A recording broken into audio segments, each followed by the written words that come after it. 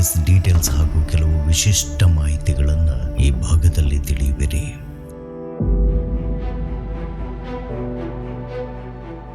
Archaeological ಸರ್ವೆಯ ಪ್ರಕಾರ 1976-77ರಲ್ಲಿ ನಡೆದ ಮೊದಲನೆಯ ಸರ್ವೆಯ ಲೀಡ್ ಆಗಿದ್ದವರು ಪಿ ಬಿಲಾಲ್.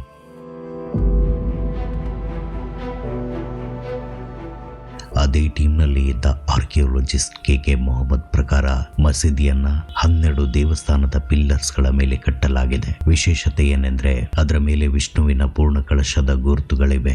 ಅದು ಅಷ್ಟಮಂಗಲದ ಚಿಹ್ನೆಗಳಲ್ಲಿ ಒಂದು. 12 ಹಾಗೂ 13ನೇ ಶತಮಾನದ ಪ್ರತಿಯೊಂದು ದೇವಾಲಯಗಳಲ್ಲೂ ಇದನ್ನು ಕಾಣಬಹುದು. ಅದು ಹಿಂದೂ ಪರಂಪರೆಯ ಶ್ರೀಮಂತಿಕೆಯನ್ನ ತೋರುತ್ತದೆ. बाबरी मस्जिद बनी वो उसकी अपनी कोई फाउंडेशन या नींव नहीं है. वो जो मंदिर था, मंदिर की दीवार के ऊपर ही उसकी दीवार खड़ी कर दी गई है.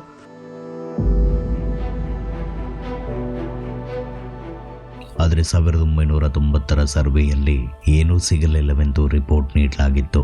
ಇದನ್ನಲ್ಲಗಳೆದು 2003ರಲ್ಲಿ 2ನೇ ಸರ್ವೆಯನ್ನ ಪುನರಾರಂಭಿಸಲು ತೀರ್ಮಾನಿಸಿದ್ರು.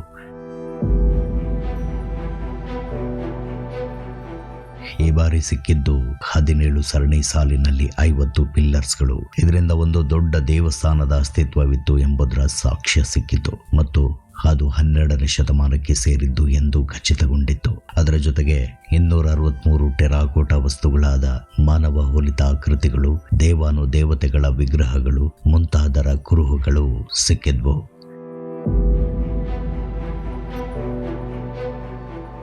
ಎಲ್ಲ ಪುರಾವೆಗಳನ್ನು ಸಾಕ್ಷಿಯಾಗಿ ಇಟ್ಕೊಂಡು ಸುಪ್ರೀಂ ಕೋರ್ಟ್ನಲ್ಲಿ ಅರ್ಜಿ ಸಲ್ಲಿಸಲಾಗಿತ್ತು.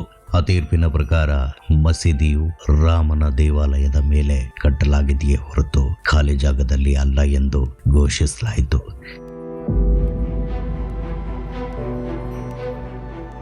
ಈ ವಿಷಯಕ್ಕೆ ಅಂಟಿಕೊಂಡಂತೆ 1998ರಲ್ಲಿ ಹನುಮನ ದೇವಾಲಯಕ್ಕೆ ಉಗ್ರಗಾಮಿಗಳ ಗುಂಪೊಂದು ದಾಳಿ ನಡೆಸಿ ಸಿಕ್ಕಿ ಹಾಕಿಕೊಳ್ಳೋ ಮುನ್ನ 2 kg RDX ಅನ್ನ ಟೈಮರ್ನಲ್ಲಿ ಇಟ್ಟಿದ್ರು. ಆದರೆ ಇಲ್ಲಿ ಟ್ವಿಸ್ಟ್ ಏನಂದ್ರೆ ಒಂದು ಕೋತಿಯು ಆ ಬಾಂಬ್ನ ವೈರ್ಗಳನ್ನು ಕಡಿದು ನಿಷ್ಕ್ರಿಯಗೊಳಿಸಿತ್ತು. ಪೊಲೀಸರು ಸ್ಥಳಕ್ಕೆ ಬಂದಾಗ ಟೈಮರ್ ಕರೆಕ್ಟ್ ಆಗಿ 3 ಸೆಕೆಂಡ್ನಲ್ಲಿ ನಿಂತಿತ್ತು.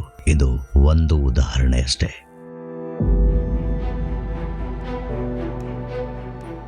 ಈ ರೀತಿ ನಮ್ಮ ಗಮನಕ್ಕೆ ಬಾರದ ಎಷ್ಟೋ ಕಲ್ಪನೆಗೂ ಮೀರಿದ ಘಟನೆಗಳು ಅಯೋಧ್ಯದಲ್ಲಿ ಹಾಗೂ ಇಡೀ ಪ್ರಪಂಚದಲ್ಲಿವೆ. ಇನ್ನು ಹಲವು ವಿಶೇಷ ಸಂಗತಿಗಳನ್ನ ಪಾರ್ಟ್ 3ನಲ್ಲಿ ನಿರೀಕ್ಷಿಸಿ.